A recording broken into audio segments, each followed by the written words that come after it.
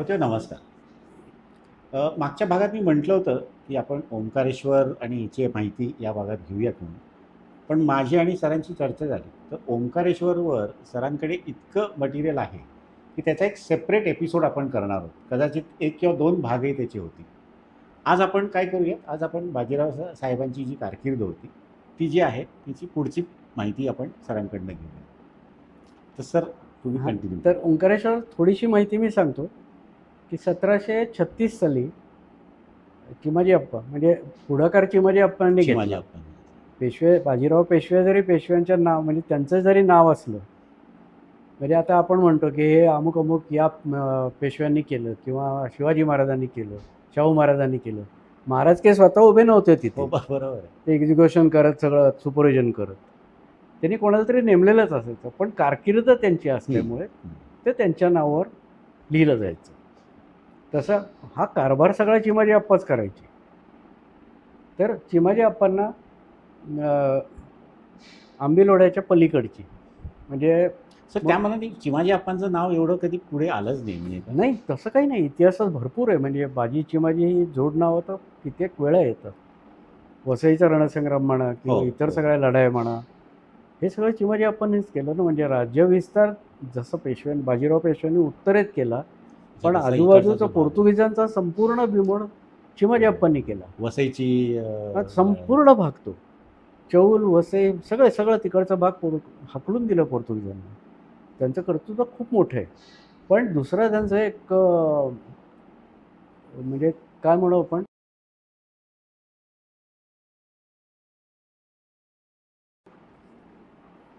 Expertise होतं.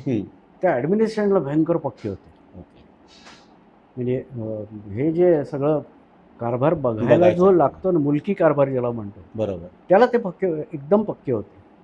त्यांच्याच तालमीत सखाराम बापू बोकील तयार झाले. ओके. आणि सखाराम बापू बोकिलांच्याच ह्याच्यात भाऊसाहेब म्हणजे भाऊसाहेब पेशवे पानपतवर जे गेले ते तयार झाले. अच्छा. म्हणजे जसं बाजीची माझी तसं जोडी नाना भाऊ चुलत बंधू. हे सख्खे पण हे चुलत सदाशिवराव पेशवे. तर ती पुढच्या संबंध एक हायरार्की येते. पण चिमाजी अप्पांनी असं ठरवलं की इथे जागा सुंदर आहे, नदीकाठ आहे आणि नदीकाठी एक सुंदर देऊळ बांधावं. आता चित्राव शास्त्री जे होते ते पेशव्यांची सगळी कामं करायचे. म्हणजे धार्मिक कामं सगळी चित्राव शास्त्री करायचे आणि बाकी इकडची जी कामं होती ती खाजगीवाले करायचे. इतर बांधकामं जी होती त्यामुळे आंबीलोड्या पलीकडे काय होतं, थोडीशी वस्ती होती जुन्या मुर्तजा पेठची, जी आता शनिवार पेठ आहे. आणि ती कुठपर्यंत होती तर आत्ता शनिवार पेठेतला वीराचा मारुती जो आहे तो वीराच्या मारुती पर्यंत फार ती शनिवार पेठेतली वस्ती होती. दुतर्फा तो संबंध जो रस्ता होता त्याला दुकानं पेठ असल्यामुळे, आणि नदीकडे ती वस्ती खाली उतरत वाढत गेलेली होती.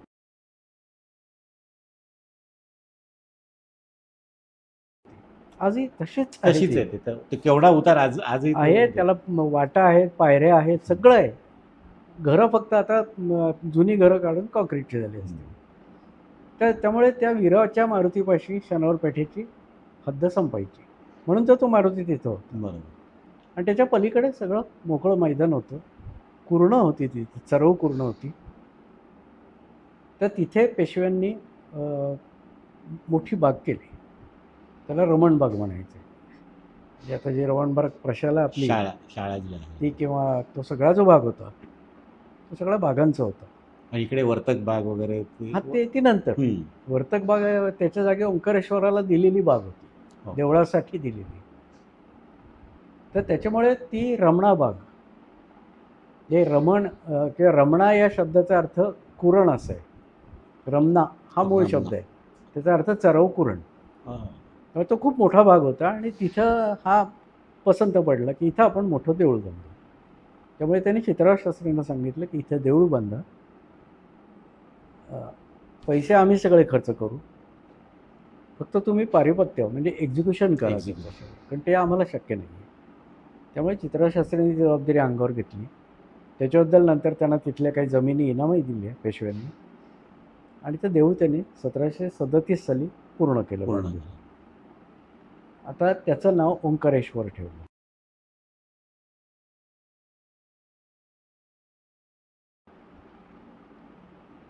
म्हणजे थोडक्यात आपण काय म्हणू, 1732 इथपासून जर कारकीर्द सुरू झाली बाजीराव पेशव्यांची पुण्यातली, हम्म. तो 32 म्हणजे शनिवारवाडा पूर्ण झाला. त्याच्यानंतर मध्ये 2 वर्षांनी बाजीराव पेशव्यांनी अजून एक पेठ वसवायचा प्रयत्न केला पुण्यात.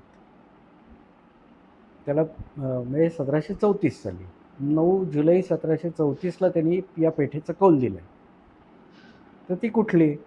तर पेठ, त्याचा उल्लेख असा आहे, पेठ विसापूर, बाजार शुक्रवार.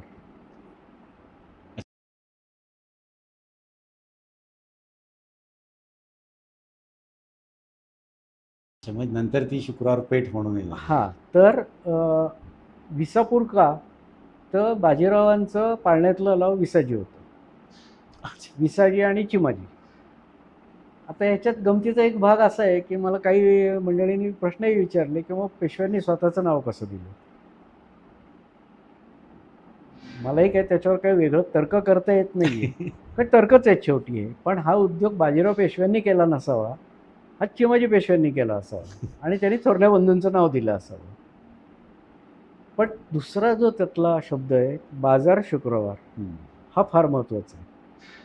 या पेठांची जी नावं बाजीराव पेशव्यांनी बदलली, ती कशावर बदलली? तर त्या पेठेतला जो आठवड्याचा बाजार असतो त्या दिवसाचं नाव त्या पेठेला दिलं, बाजार शुक्रवार. हे फार महत्त्वाचं आहे याच्यात. पेठ विसापूर जे होतं त्या विसापूरचा आठवड्याचा बाजार हा शुक्रवारी होता. पण दुर्दैवाने काय झालं, ती पेठ वसलीच नाही फार, किंवा वस्ती झाली नाही. कारण त्याच्यात वाक्य असं आहे की लष्कराची कुळे येतील. हे थोडक्यात फौजफाटा येतो पेशव्यांबरोबर, तो तिथं उतरतो, त्यांच्यासाठी काहीतरी बाजाराची सोय पाहिजे ना. म्हणून एक सेम उदाहरण शाहिस्तेखानाचं, की शाहिस्तेखान तिथे फौजेसकट आला आणि फौजेसाठी ती पेठ बाजार म्हणून पेठ उभारली, बाजार होता. तसंच असेल कदाचित ती पद्धत बंद पडली असेल, पण ती पेठ वसली नाही एवढं खरं आहे. पण शुक्रवारचा बाजार राहिला. आणि मग त्याच्यावरनं मागोवा असा घेतला आपण, तर शनिवार म्हणजे मूर्तजा पेठेचा बाजार शनिवार होता, शहापुराचा सोमवार होता, सोमवारी असायचा, शास्तापुराचा लगेचच शेजारी मंगळवारी असायचा. म्हणजे आपण शनिवारातनं सुरुवात केली तर पहिलं मूर्तजाबाद शनिवार, मलकापूर रविवार, ओळीने बघा तुम्ही. शहापूर आणि शास्तापूर सोमवार आणि मंगळवार पलीकडे गेले, आणि मोहियाबाद बुधवार. हे थोडक्यात शनिवार, रविवार, सोमवार, मंगळवार, बुधवार अशा ओळीने 5 नावांच्या वेठा, 5 दिवस पुण्यातल्या यानं त्या पेठेत बाजार भरायचा. त्यामुळे बाजीराव पेशव्यांचं फक्त नाव हे झालं. नंतर मात्र नानासाहेब पेशव्यांनी ती 1748 साली पुन्हा वसवली, पण ती वसवताना शुक्रवार पेठ म्हणूनच वसवली. म्हणजे ती पुण्याची 5वी पेठ झाली. गुरुवार का नाही मधली? त्याला उत्तर नाही, कारण गुरुवार पेठ नव्हते, गुरुवारचा बाजार नव्हता, असंच म्हणायला पाहिजे ना त्याला. त्यामुळे ते एक काम मध्येच बाजीराव पेशव्यांनी उरकलं. आणि त्याच्यानंतर मग म्हणजे राहिली 1734 ते 1740. 1740ला त्यांचं निधन झालं. ते चटका लावून जाणारी गोष्ट आहे. एवढा अजराम, एवढा मोठा शक्तिशाली योद्धा असं पटकन जावा, हे कोणालाही न मानवण्यासारखं आहे. पण तो आघात मोठा होता. आणि एरवी सुद्धा आपण म्हणताना म्हणतो बाजीराव पेशवे म्हटलं की त्यांच्या लढाया, त्यांचं हे अजिंक्यपण, आटकेपार झेंडे, पण पुण्यासाठी म्हणून काय हे केलं, ही जी माहिती आहे, ही रेलेव्हंट माहिती, ही फार इंटरेस्टिंग वाटते जी काय आहे ती. आता त्याच्यात नाहीतर ते दुसरी गोष्ट म्हणजे सारखं ते मस्तानी आणि काय त्याची, कारण बाजीराव म्हटलं की मस्तानी, बाकी लोकांना सुचतच नाही ना काही. ते बाकी त्यांचा सोडून द्या इतिहास, मस्तानीला सारखं का चिकटवत आहे? म्हणजे जसं काही जणू त्याच्या पलीकडे काही त्यांचं हेच नव्हतं ना, कर्तृत्व होतं ना काय हे होतं, की शहरासाठी काय केलं, एवढ्या लढाया काय केल्या. म्हणजे मस्तानी त्यांच्या आयुष्यात नक्की कधी आली, त्याला नक्की कुठं ठेवलं होतं, हे सगळं याची उत्तरं अजूनही कोणालाही कागदोपत्री मिळालेली नाहीत. उल्लेख आहेत, बरोबर आहे. म्हणजे मस्तानी नव्हतीच का असं नाही, होती. तिच्यापासून मुलगा झाला होता शमशेर शमशेर भाई. तो पेशव्यांनीच सांभाळला होता भाऊ म्हणून. त्याचा मुलगा अली बहादर तोही पेशव्यांनीच सांभाळला होता. सवाई माधवराव पेशव्यांच्या कारकिर्दीपर्यंत तो शनिवारवाड्यातच राहत होता. तर मला वाटतं हे परत अजून एक आपण interesting नंतर point तो नंतर करू परत एपिसोड. परत हे करू. मस्तानी हा प्रकार परत एक वेगळा करू आपण. पण त्याच्यामुळे काय झालं, एक गोष्ट अजून झाली. आंबीलोडा तेव्हा वाहत होता. आंबीलोडा बंद झालेला नव्हता, तो 1752 साली बंद झाला. त्यामुळे शनिवारवाडा ते दक्षिणेकडे जायला एक रस्ता मलकापूरचा म्हणजे रविवारपेठेचा पेठेतनं. आणि इकडचा रस्ता म्हणजे तिथून पश्चिमेकडे यायला बुधवारपेठेचा. एवढे 2च रस्ते होते. बुधवारपेठेचे इथं स्मशान होतं ते आधी. मग नंतर बुधवारपेठ इकडं वाढत गेलं ते उठलं. तर तो रस्ता सरळ जाताना पलीकडच्या बाजूला ओढ्याच्या पलीकडे पेशव्यांनी एक मोठी जागा घेतली होती आणि ती कोट घालून बंदिस्त केली होती. तर त्याला हुजूर पागा असं नाव होतं. हुजूर पागा म्हणजे पेशव्यांची स्वतःची जी खाजगी नाही म्हणू आपण, म्हणजे अंगरक्षक दल म्हणा किंवा स्वतःची फौज, ज्याला हुजूर पागा म्हणतो. म्हणजे पेशव्यांची किंवा कुठल्याही राज्यकर्त्याची स्वतःची राखीव फौज, त्याच्यासाठी जी सगळी याला हुजरात म्हणतात. हुजरात. अच्छा. हुजरातीचं सैन्य, हुजरात असा त्याला शब्द आहे. म्हणजे थोडक्यात राखीव दल खास हुजरातीसाठी एक केलं. तर त्यांची मोठं असायचं, 3-3.5 हजार सैनिक असायचे त्याच्यात. मग त्यांचे घोडे पागा बिगा हे सगळी व्यवस्था होणार कुठे.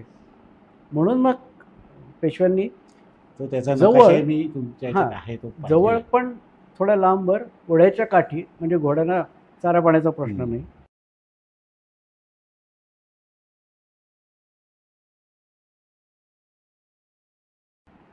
तिथे हुजूर पागा म्हणून एक बंदिस्त आवार तयार केलं आणि तिथे हुजरात ठेवली आपली.